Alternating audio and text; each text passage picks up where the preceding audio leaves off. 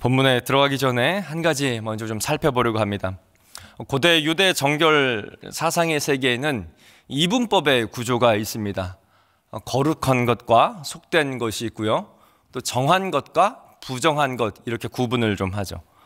근데 여기서 정하다라는 의미가 거룩하다라는 의미와의 동일한 의미는 아닙니다. 또 속된 것과 부정하다도 같은 의미는 아닙니다. 거룩하다와 속되다를 나누는 범주는 하나님께 행하는 의식과 관련이 있습니다.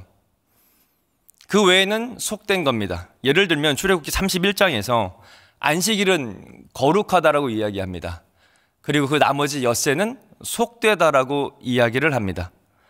그러니까 속되다라고 말하는 것이 부정하거나 죄가 된다라는 의미가 결코 아닙니다. 일반적인 용도에 사용되는 것을 우리는 성경은 속되다라고 이야기를 합니다. 흠없는 제물이라 할지라도 하나님께 바쳐지면 거룩한 것이고 바쳐지지 않으면 속된 것입니다. 다시요, 속된 것은 죄된 것이 아닙니다. 또 다른 이분법은 정함과 부정함입니다. 위에 제가 조금 전에 거룩과 속됨을 하나님 앞에 드려진 관계에 따라 구분을 했습니다. 여기서 정함과 부정함으로 또 나누어집니다. 그래서 거룩한 것도 정할 수 있고 부정하게 될 수가 있습니다. 또 속된 것도 정한 것이 있고 부정한 것이 있습니다. 예를 들면요, 거룩한 제사장이 정해야 되지만 부정하게 될 수가 있죠. 그래서 성경에서는 부정하게 될 경우 특정한 의식을 거쳐 다시 정하게 된다라고 이야기를 합니다. 그래서 레위기에서 말하는 모든 것들의 상태는 총 4가지의 경우가 됩니다. 좀 이 새벽에 조금 복잡해서 그림을 하나 제가 좀 준비했습니다. 거룩하고 정하고, 거룩하고 부정하고, 속되고 정할 수가 있고요, 속되고 부정할 수 있습니다. 이렇게 4가지로 구분을 할 수 있습니다. 내려주시면 됩니다. 레위기에 이렇게 구분을 짓고 규정을 지은 이유는 죄로 물든 속되고 부정한 이 세상에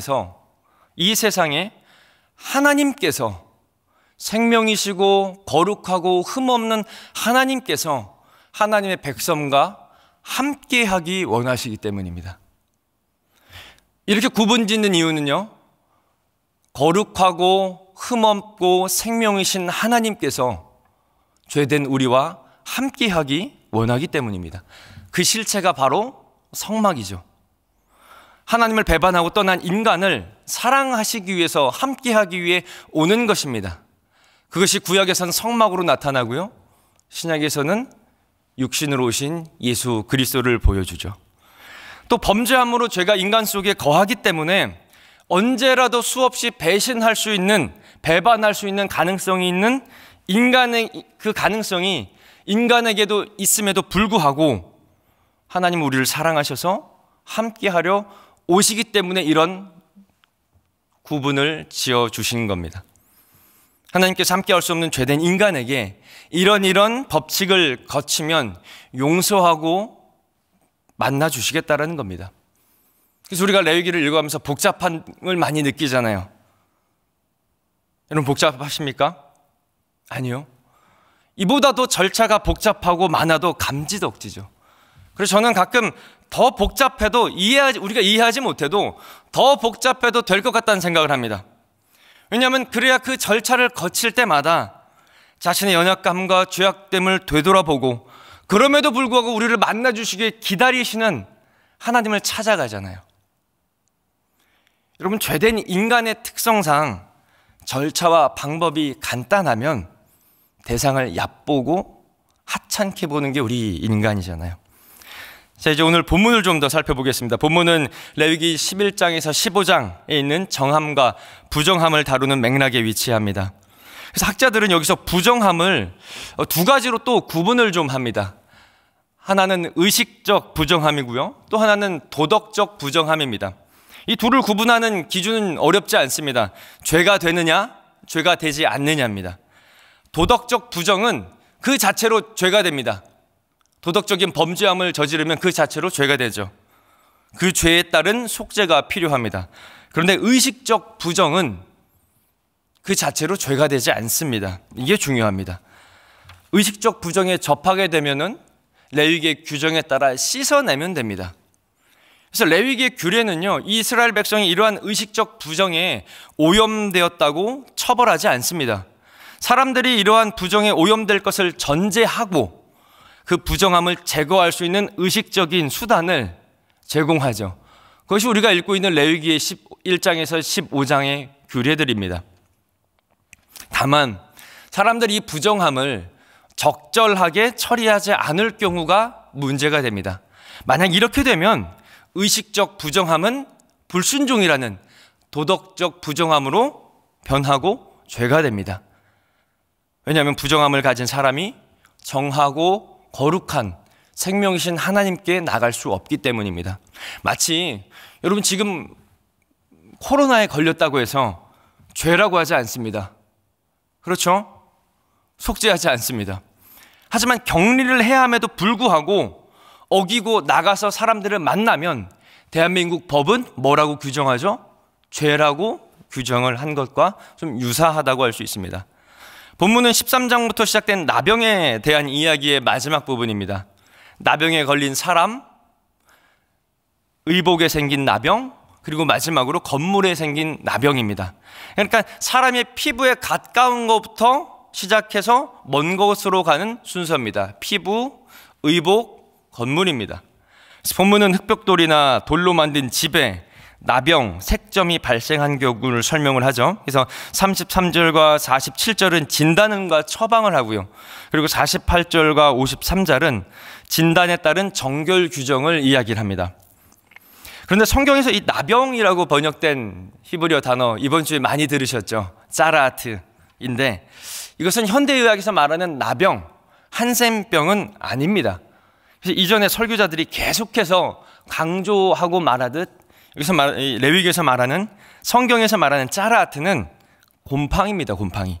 그래서 레위기 13장 14장에서 말하는 것은 피부에 생긴 곰팡이, 옷에 생긴 곰팡이, 집에 생긴 곰팡이에 대한 규정을 그리고 처리 과정을 이야기를 하는 겁니다. 여러분 설교자들이 이 부분을 강조하고 계속 말하는 것은 뭐냐면 나병이라는 단어가 주는 부정적 뉘앙스가 너무 강해서예요. 마치 레위기에서 말하는 이 짜라하트를 하나님께 저주를 받은 질병으로 여기거나 죄처럼 여기는 그런 단어가 주는 부정적 뉘앙스가 나병에 있습니다. 그래서 설교자들은 피부병, 악성 피부병이라고 계속 이야기를 해드리는 겁니다. 그래서 레위기에서 말하는 여기 일반적인 짜라하트, 나병이라고 하지 않겠습니다. 짜라하트, 곰팡이입니다. 누구도 걸릴 수 있고 어떤 의복에도 나타날 수 있고 누구의 집에도 나타날 수 있는 곰팡이입니다. 조금 편해지셨나요? 그래서 한 번 더 짚고 넘어가겠습니다. 부정한 것은 죄가 아닙니다. 규정에 따라 씻거나 해결되면 다시 정해져서 하나님께 나아갈 수 있는 자격을 얻을 수 있습니다. 그러면 문제는 곰팡이가 왜 부정하냐는 거죠.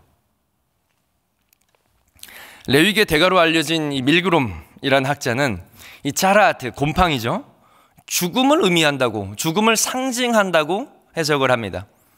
그래서 이 질병에 걸린 환자는 시체 취급을 받는다라는 거예요. 성경에도 이 주장의 근거가 민수기 12장에 나옵니다. 민수기 12장에서 아론과 미리암이 모세에게 불평을 하죠. 그래서 하나님께서 그들을 꾸짖으시고 미리암은 짜라하트에 걸립니다. 그때 아론이 이렇게 기도를 합니다. 민수기 12장 12절의 말씀입니다. 그가 살이 반이나 썩어 모태로부터 죽어서 나온 자 같이 되지 않게 하소서. 이 민수기 12장뿐만이 아니라 많은 유대문헌에서 이 질병은, 이 짜라하트는 죽음을 상징하는 것과 동일시했다라는 많은 문헌들이 이야기를 합니다. 상징입니다. 이 피부병이 치사율이 가장 높아서 죽음을 상징하는 것이 아닙니다. 또 가장 전염성이 높아서도 아닙니다.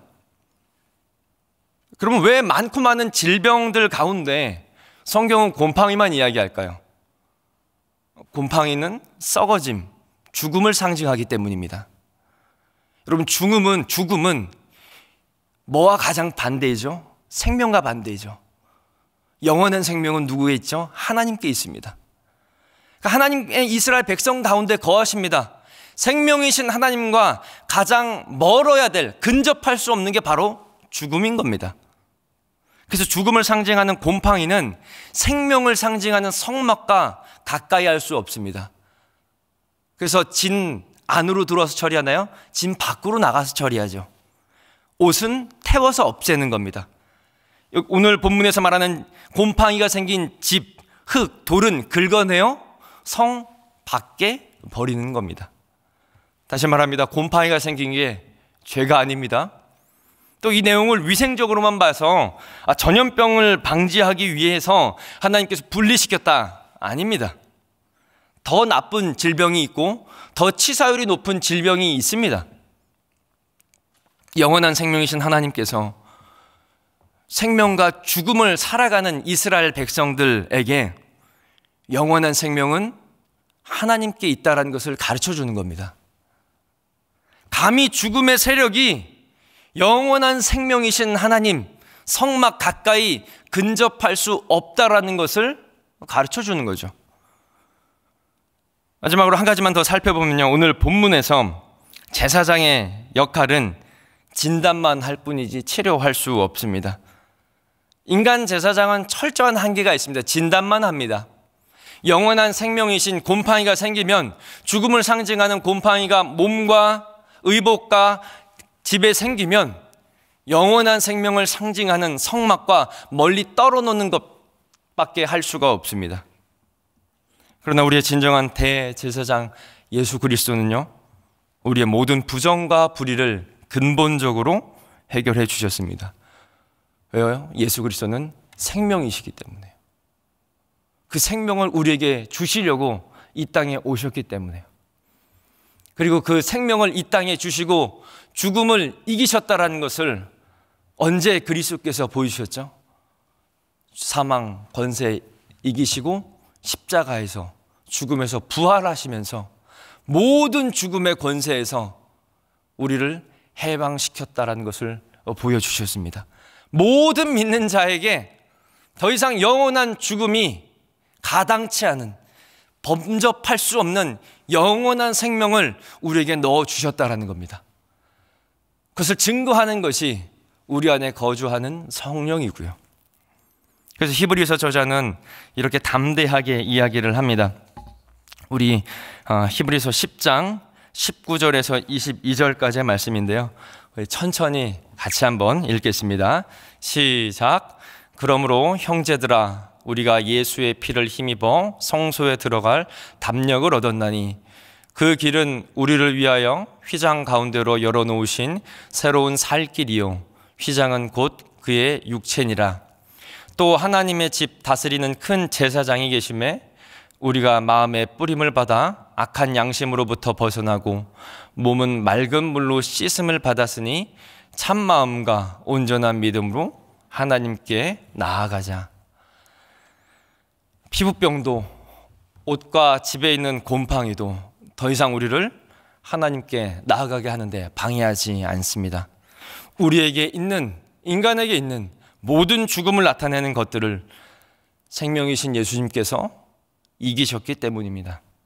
사랑하는 성도 여러분, 예수님께서 우리에게 주신 유일무이한 이 귀하고 귀한 이 생명을 의지하며 이 땅의 많은 죽음의 세력들에 굴복하지 말고 담대히 살아내고, 또 오늘 하루, 또 앞으로의 우리에게 주어질 이 세상을, 또 삶을 살아갑시다.